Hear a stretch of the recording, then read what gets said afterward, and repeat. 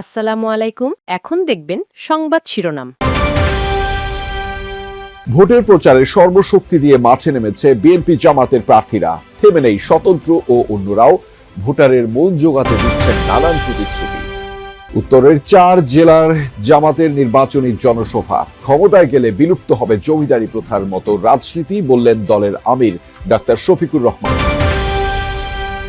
সুষ্ঠু ভোট আয়োজনে কোনো ছাড় দেবে না সশস্ত্র বাহিনী। 12 তারিখ সবাইকে নির্ভয়ে কেন্দ্রে যাওয়ার আহ্বান। বড় চ্যালেঞ্জ গুজব ও এআই। আশুলিয়ায় 6 মরদেহ পোড়ানোর মামলায় সাবেক ডিআইজি নুরুল ইসলাম সহ 6 জনের মৃত্যুদণ্ড। কাফি সহ আরো 7 জনকে দেয়া হয়েছে যাবজ্জীবন কারাদণ্ড।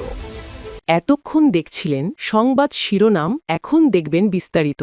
নির্বাচনী প্রচারের বাকি মাত্র 5 দিন। শেষ মুহূর্তে গণসংযোগে ব্যস্ত সময় কাটছে প্রার্থীদের। নিজ নিজ নির্বাচনী এলাকার প্রতিটি অলিগলি চষে বেড়াচ্ছেন প্রার্থীরা। ভোটারদের নানা সমস্যার কথা শুনছেন, দিচ্ছেন সমাধানের আশ্বাস। সেই সাথে নিজেদের উন্নয়নের পরিকল্পনাও তুলে ধরছেন।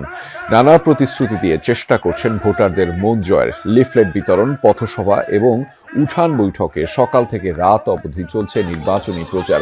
দলীয় প্রার্থীদের সাথে পাল্লা দিয়ে গণসংযোগ করছেন স্বতন্ত্র প্রার্থীরাও। সকালেই ঠাকুরগাঁয়ের এক নির্বাচনী জনসভায় যোগ দেন বিএনপি মহাসচিব Mirza Fakhrul Islam Alamgir.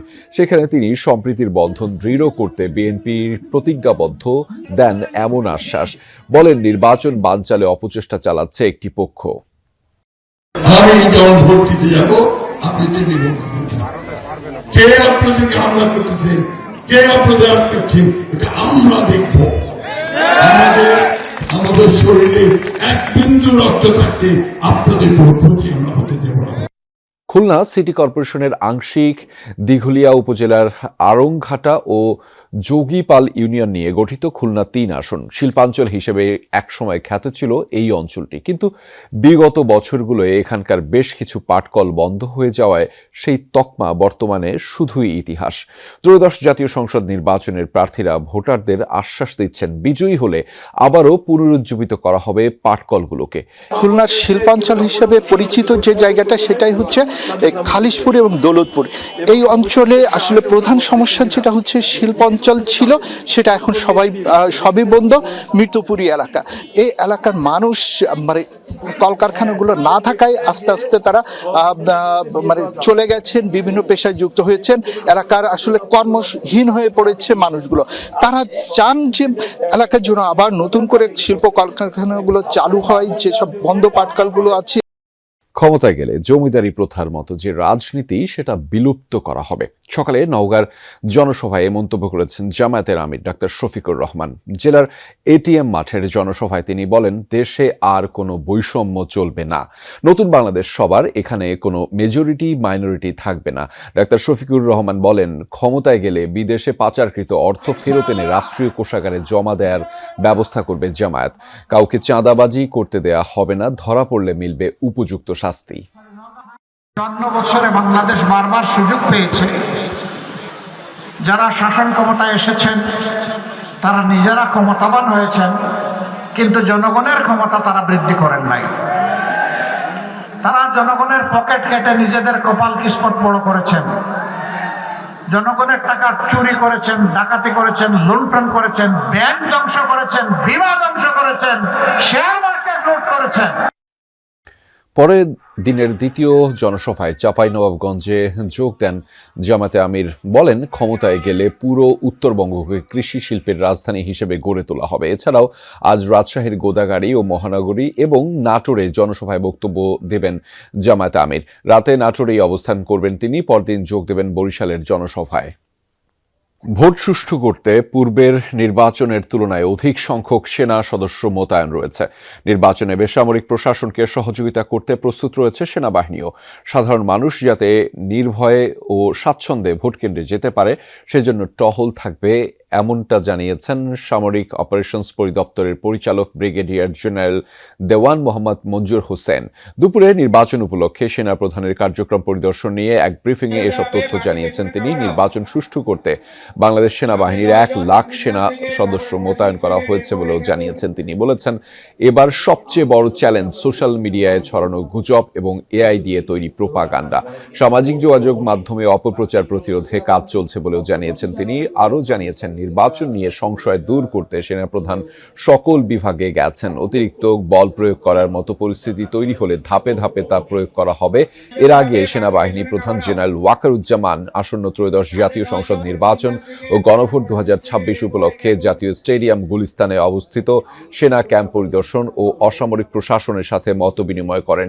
In aid to the civil পাওয়ার এর আওতায় মোতায়েনকৃত সেনা সদস্যদের কার্যক্রম সরেজমিনে পর্যবেক্ষণ ও প্রয়োজনীয় দিক নির্দেশনা প্রদান করেন সেনাপ্রধান। একটি সুষ্ঠু নির্বাচন অনুষ্ঠানের জন্য যে কোনো প্রয়োজনে বাংলাদেশ সেনাবাহিনী যে কোনো দায়িত্ব বা সহযোগিতা দিতে প্রস্তুত থাকবে। গত 10 জানুয়ারি 2026 তারিখে আমাদের যে মোতায়েন সংখ্যা ছিল সেটা 35,000 থেকে বাড়িয়ে আমরা 50,000-এ উন্নীত করেছি এবং পরবর্তীতে 20 জানুয়ারি 2026 তারিখে 1 লক্ষ সেনা মোতায়েন করা হয়েছে। জুলাই গণঅভ্যুত্থানে আশুলিয়ায় 6 মরদেহ পোড়ানো সহ 7 জনকে হত্যা মামলার রায় ঘোষণায় শেষ হয়েছে। সাবেক এমপি সাইফুল ইসলাম সহ 6 জনের মৃত্যুদণ্ড ও 7 জনের যাবজ্জীবন, 2 জনের 7 বছরের জেল এবং রাজসাক্ষী 1 জনকে খালাস দিয়েছেন ট্রাইব্যুনাল।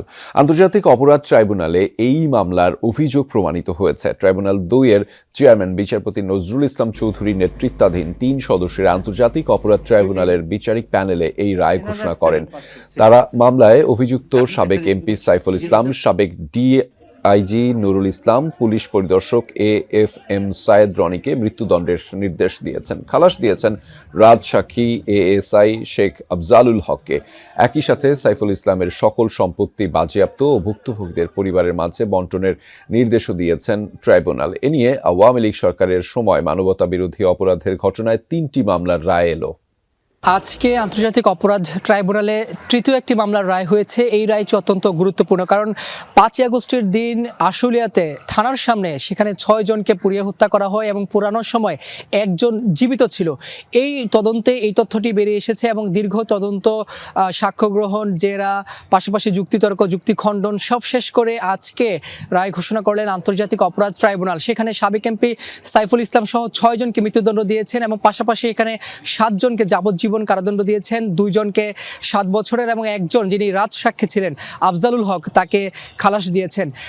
এই মামলার আজকে রায় ঘোষণার পর্যবেক্ষণে আদালত বলেছেন যে সাইফুল ইসলাম যিনি সাবেক এমপি তার নির্দেশেই এই হত্যাকাণ্ড সংঘটিত হয়েছে। তিনি চাইলেই তার অধীনস্থ যারা রয়েছে, বিশেষ করে আইন শৃঙ্খলা রক্ষাকারী বাহিনীর সদস্যদেরকে তিনি নিবৃত্ত করতে পারতেন এই হত্যাকাণ্ড থামানোর জন্য, কিন্তু সেটি তিনি করেননি। বরং তিনি আসলে উস্কানি দিয়েছেন, প্ররোচনা দিয়েছেন এই হত্যাকাণ্ডে। এই কারণেই মূলত তাকে প্রথমেই দণ্ডিত করেছেন এবং তার যত সম্পত্তি রয়েছে সেই সম্পত্তি সরকার জব্দ করবে এবং জব্দ করে যারা ভুক্তভোগী রয়েছেন তাদের পরিবারকে